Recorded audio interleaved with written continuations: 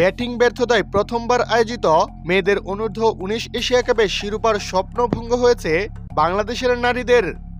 ছেলেদের বয়সভিত্তিক এ টুর্নামেন্টের পর নারী এশিয়া কাপের ফাইনালেও বাংলাদেশ ভারত মুখোমুখি হয়েছিল আজ, যেখানে ভারতের দেওয়া ১১৮ রানের লক্ষ্য তাড়ায় টাইগ্রেসরা মাত্র ৭৬ রানে গুটিয়ে গেছে।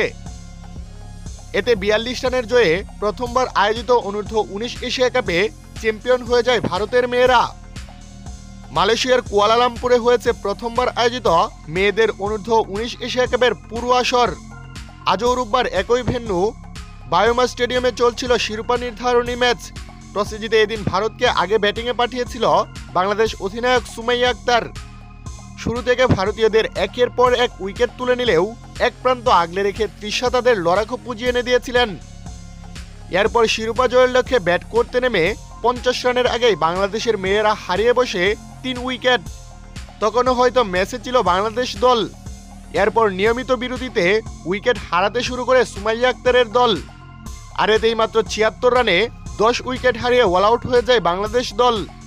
এতে ৪২ রানের জয়ে চ্যাম্পিয়ন হয় ভারত।